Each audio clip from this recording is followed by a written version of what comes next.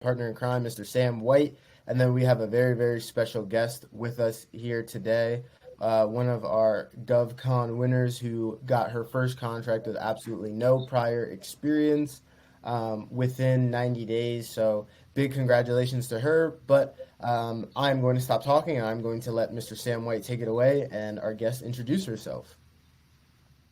Hey guys, pleasure to be back. And Kyoki will jump straight in and just tell us, how did you get into GovCon?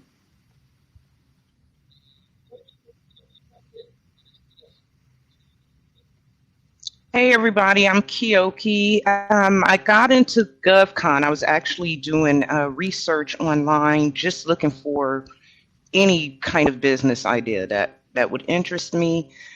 Something led me to a YouTube video, and a couple of GovCon commercials kept popping up, and it piqued my interest. I delved into it, just getting a little information off of about GovCon. And one thing kept leading me to something new, and it piqued my interest, and I've been hooked on GovCon ever since. Wonderful. And go into more detail about what kind of GovCon you're in right now.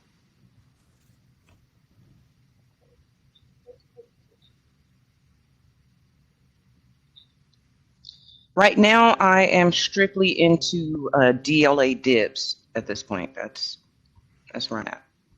Beautiful. And what was the reason for being strictly into DLA and Dibs? Because there's so many different aspects of GovCon that you can go into. What drew you to DLA and Dibs specifically?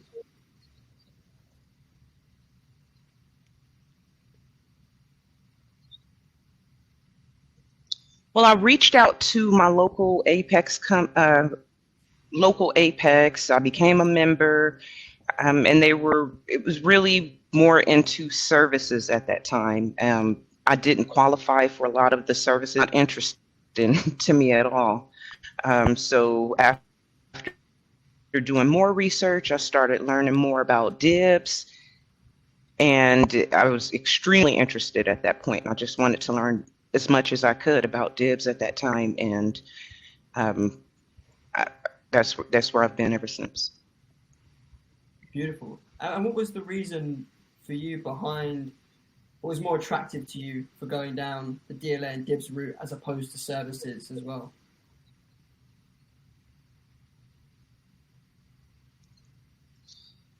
Well, for again, well, with services, I wasn't qualified for any of the services that they were offering. I wasn't qualified, and then again, it just wasn't interesting to me. It just wasn't what I was looking for as far as starting a business or trying to get my business off the ground. It just didn't interest me at all. The Mm, minute I found out about dibs and started learning more about it, um, I knew that was it for me. Just because I was excited to learn more about dibs, yeah, amazing. Amazing. strictly because I would say because of the product aspect as opposed to services. Sure, sure. And just tell us a bit more about your background and your story. What was life like before you got into government contracting?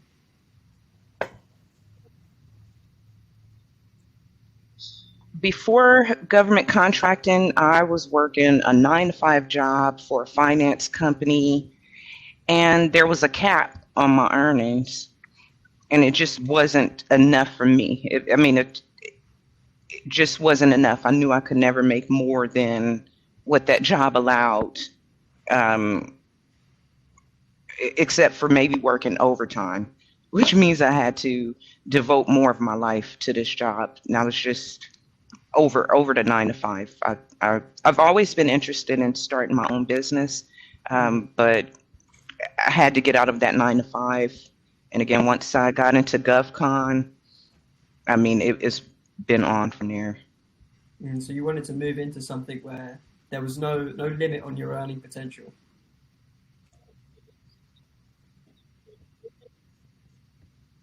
Absolutely, that was the that was the start of. It was actually on payday. I got paid and I should have been excited. And I'm like, this is the most that I can do. I can't do any more than this. So I had to find something else to do. Sure, sure, absolutely. And before you started looking for outside help and started working with us specifically, what were some of the biggest concerns that you had around that time?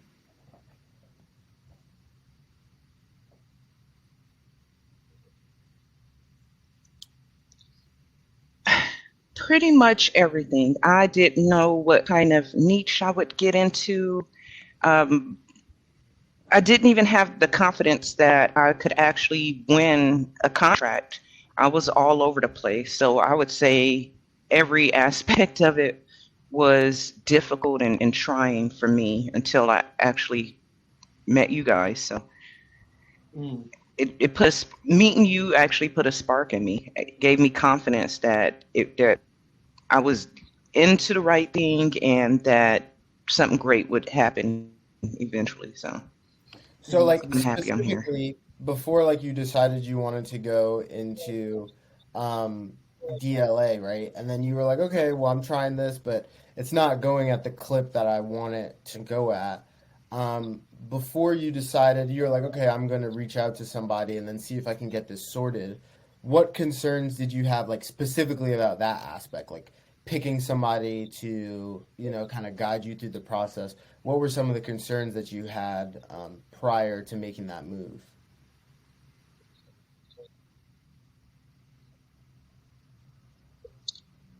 Um, I would say I I knew that I would eventually reach out to someone for coaching. And I watched several videos of different coaches, and I mean, a lot of them they were extremely expensive. Um, they weren't answering the right questions. I've reached out to a few people; they weren't answering questions that made me feel confident or comfortable enough to go with them. And I actually watched a video with Eric Coffey, where Day and his mother and there were a few other panelists. And I think that's when I became even more interested. I think once I found it was between Day or Eric Coffey. I just knew that once I hooked up with one of those guys, that I would learn more. It would make more sense to me. It would become more comfortable. I knew I needed coaching, and I knew I had to choose the right coach before I invested any more money at that point.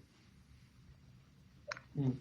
And what made you feel like we were the right fit for you? What made you decide to go with us?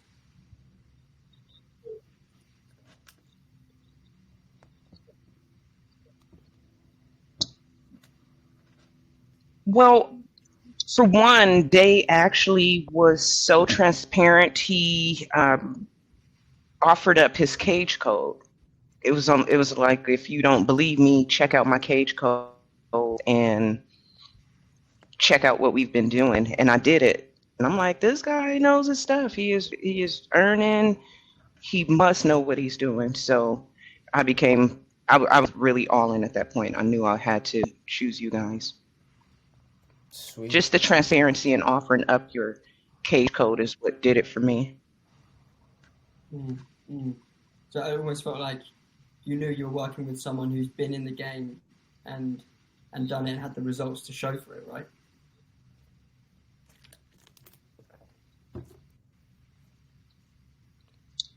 Absolutely. And for me, I think it was more. You felt you have this. Well, Jay has this ability to make you trust him. He didn't sound. It wasn't just a sales pitch like join me.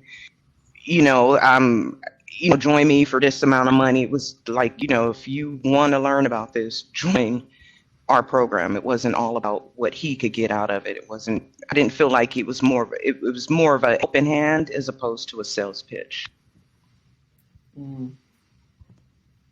Good to hear. Amazing to hear. So walk us through, where's your company now, and what's changed in your life, in your business, and how have you scaled? Well, I won my first contract recently, which I'm so excited about. I followed Day's program to the T, and I probably would have won one sooner had I followed the program to the T from the beginning. I had not delved into the forecasting, which is so important. I mean, you have to start from step one. Because I sometimes think I know everything.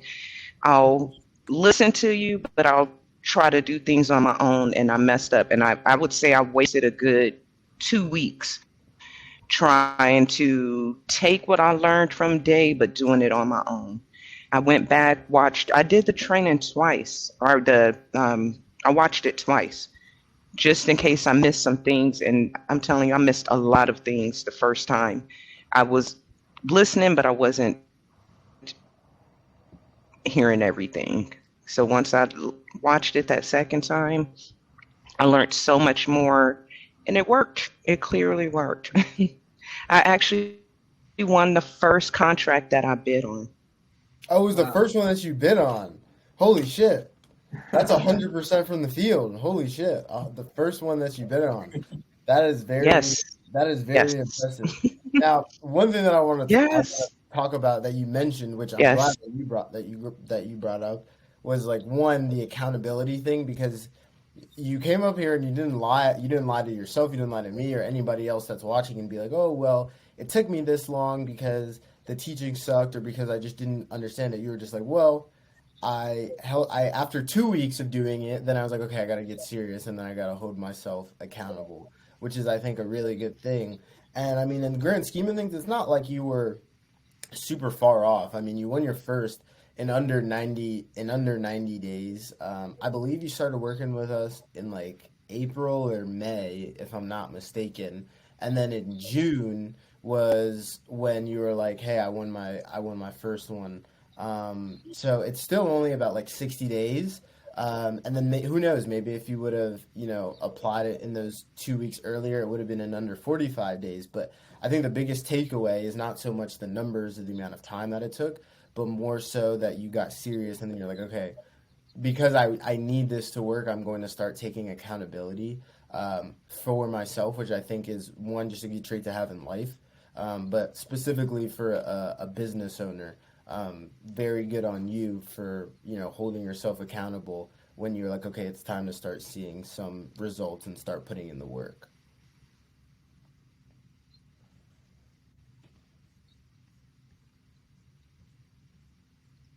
That's exactly what it was. I had to get serious. I would say I had to get serious, and you're absolutely right. I had to take account. I had to be accountable for my progress at that time. It had everything to do with me just not following the steps. I got to the point. I told myself, I'm like, look, this guy knows more than you about this, so follow his steps. What was the point in taking the course if you're not gonna follow the steps? So um, once I did, once I did, I won my first contract. It was amazing. Yeah, the proof's in the pudding. Once you start taking it seriously, all of a sudden results seem to follow. But besides that, Kyoki, what's besides taking it seriously, being held accountable, following the steps that are laid out, what are the most important things that you've learned?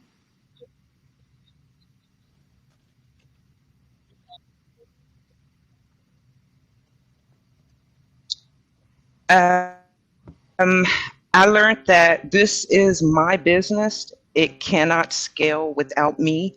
And it's not easy. It's not easy. And I think I expected it to be easy at first. I thought that I would just submit quotes online and get quotes, and I'll get them in an email, and just start bidding. And that is not the truth. You have to meet people.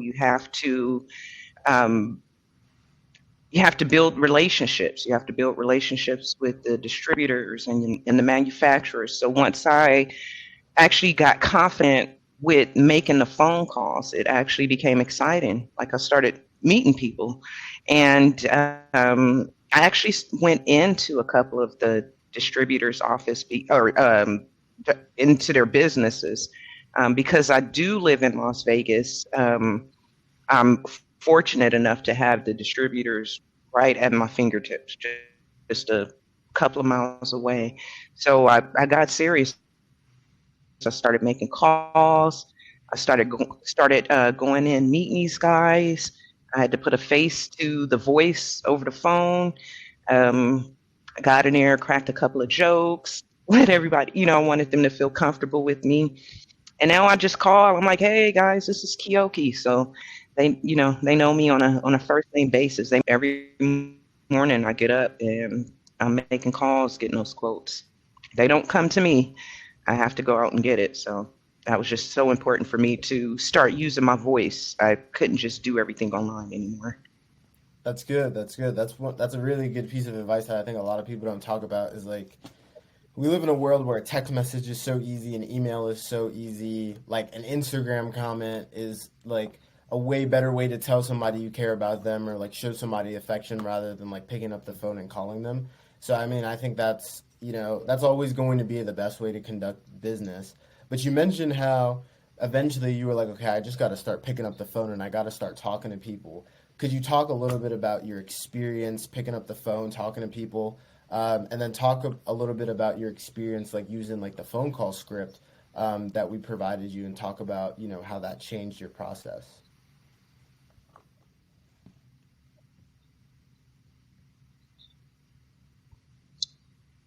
Well, it actually all happened with my very first phone call. It was just easy. I mean, once I spoke to the first guy I spoke to, I asked for a quote on a specific part number, and he's like, "Sure." I'm like, "Hey, oh, that was pretty easy." I've worked in customer service, and I was the other person on the other end of the line, and I'm like, "Hey, I'm just reversing roles. Like, how hard is it to ask a question? You won't know until you start." So the first guy, he gave me a quote. It was that simple, and he emailed it to me, and I'm like, oh my gosh, it worked. So that just built my confidence into calling other people. So it really started with that phone first call, how comfortable I was after speaking with the first guy, and I'm calling every day now. So. Yeah, amazing, amazing. And besides, you know, pick up the phone, building those relationships, which is so important. What would you say, your biggest challenges, as well as that?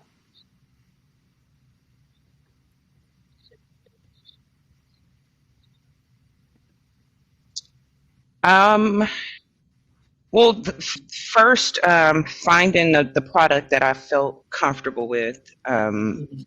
then getting on the phones, and then also I wasn't 100% sure about actually submitting the bids. But again, once I went back over the course, I mean, it was all there. All of the steps to submitting the bid properly. Um, I mean, they had it outlined. It was streamlined. It was perfect. So once I figured out how to submit the bid, um,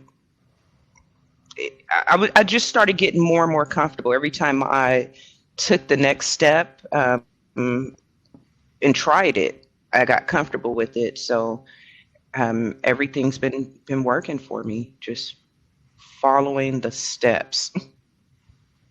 I don't know how to stress how important it is to follow Day's steps. Now, out of all the kind of steps that we laid out for you, was there anything that you found in there that was like particularly useful, like to you, um, in terms of like helping you get over like a hump like in the process, like whether that be the phone call script or the template to send emails or how to submit the bid or how to pick a product, like what was the one thing in there that you're like, okay, this is giving me the most bang for my buck. This is like this is the part of the course content that I think is the most useful.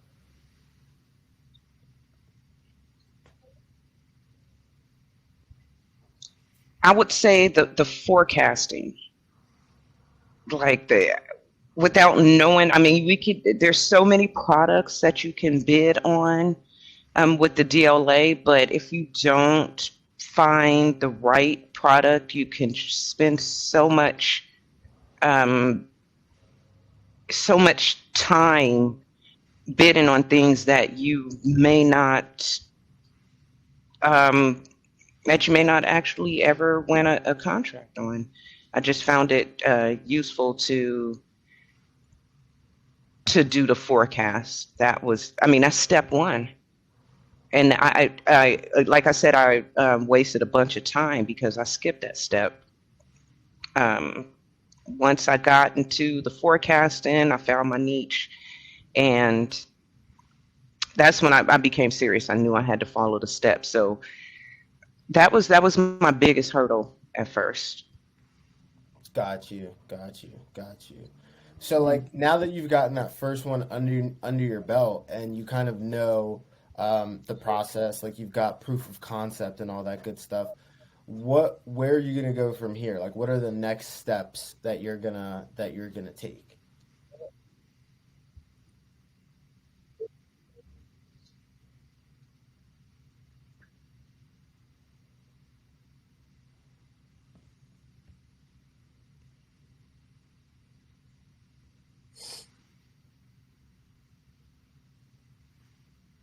Hello?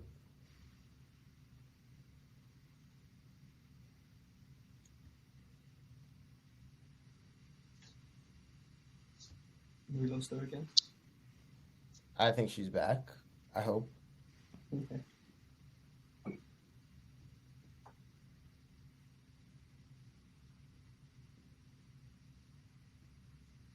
Hello?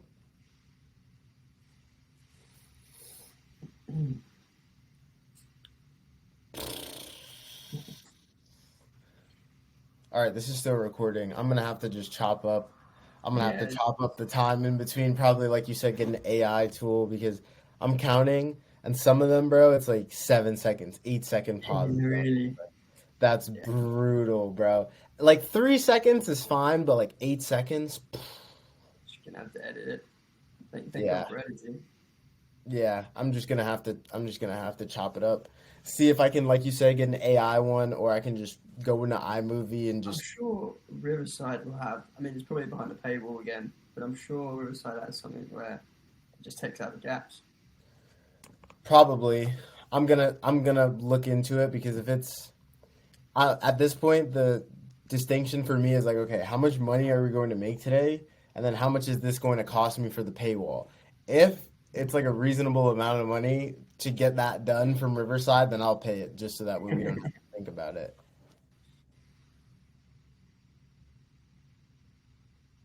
Um,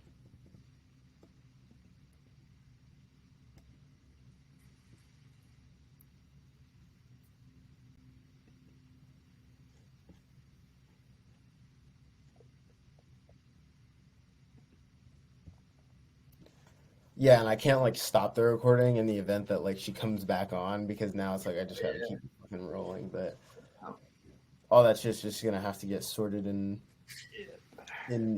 post. So I'm thinking.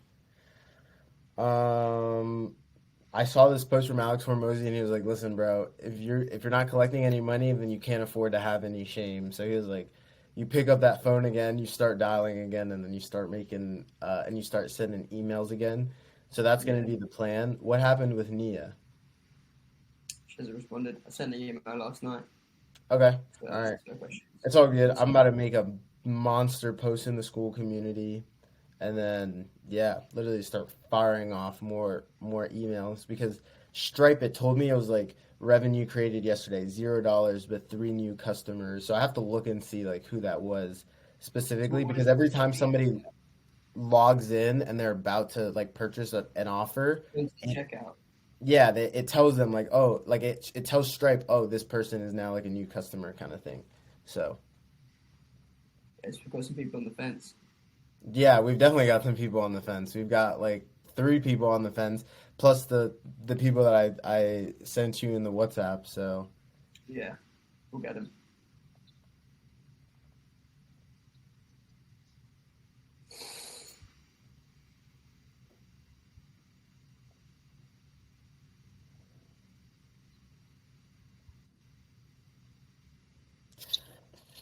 Not sure.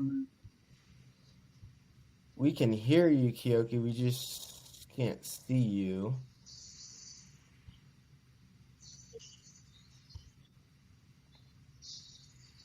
Uh, yeah, I'm not sure what's going on. I'm connected to an Ethernet cable, and my internet speed is fine. Um,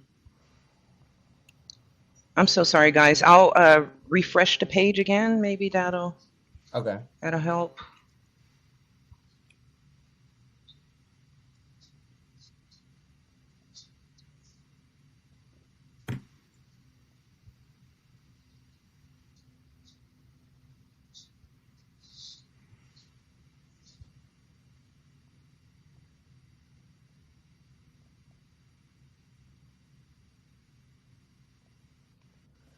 I'm trying to think. So we've got Tab. We've got some Danielle people. emailed everyone on the CRM with the 48 hours left. I did that. I did that from my Yeah, okay. personal email. No, I Yeah, see. and I drafted up like a brand new one. Not like Mm. brand new, but like there was just some shit that I had to do because most of the stuff, the emails and the stuff that she drafts up is from ChatGPT, which is fine. But like you can kind of tell because ChatGPT is like Yeah, overly like enthusiastic and they use kind of like weird verbiage and shit. yeah, it's not human. Yeah, no, it's not like I mean maybe like if you read it one time, fine, it's human. But like when every single email you get is like that, it's not a good look. Yeah, yeah. And then we're gonna hit them with a 24-hour, and then hit them with a final chance. Yeah, yeah.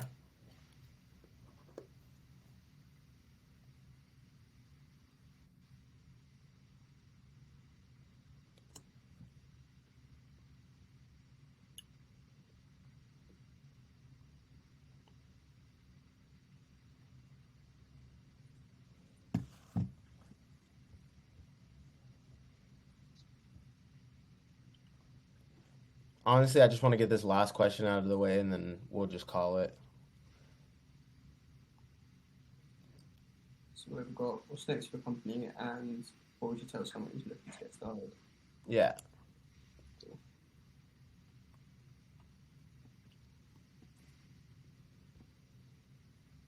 Yeah, Tayo's kind of strange because I was thinking Hey, about it. He's not the decision maker. she can't Hello? price you guys.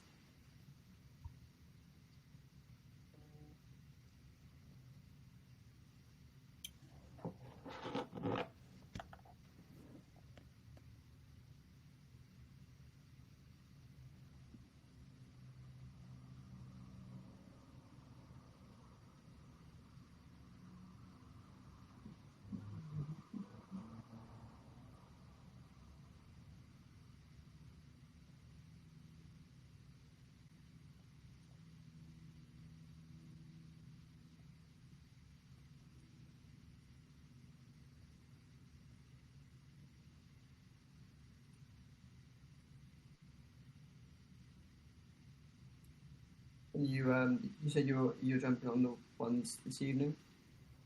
Yeah, I'm gonna jump on every single one. Every Cool. single one. We've got Ramon. He put 50. I don't think I've seen anybody that has like a crazy good budget, but whatever. Yeah, he's the only one who said he's got some. Oh, he said he's got some. Oh, how nice is that? 15 to 25. Oh, how nice is that? Wow. It does feel nice though when everyone you're looking Hey, can you hear me? Yeah, we can hear you.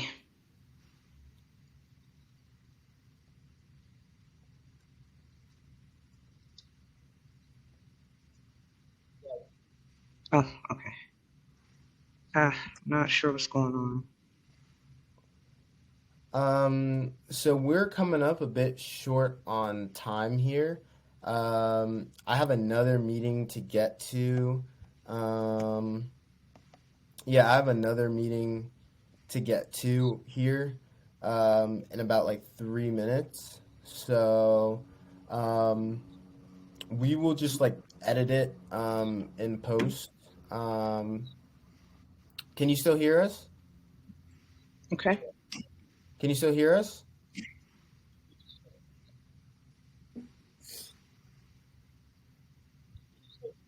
I can. I can hear you. Okay. Yeah, so I can hear you. um we'll just edit it in post because we're coming up a bit short on time. There was like a slight lag between the time when we were asking you questions to the time when you were responding. So we'll just have one of our editors just sort it out and they'll just take out like the dead periods. And then like for the last question, it's what would you tell someone who is looking to get started with DLA and considering coaching? So you don't have to answer that question here, but if you could just like maybe type up a response to that question just so we could like throw it up on the screen, that would be super helpful. Just so that way we can finish the interview off.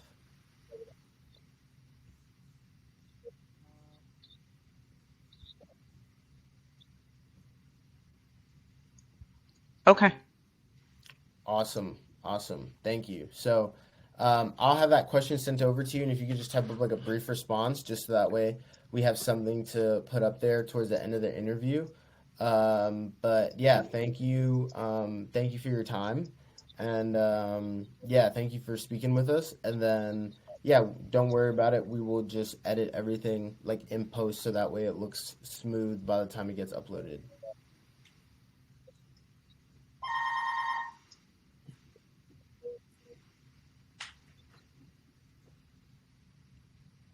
All right, maybe she's not hearing me, but I'm gonna end the session now.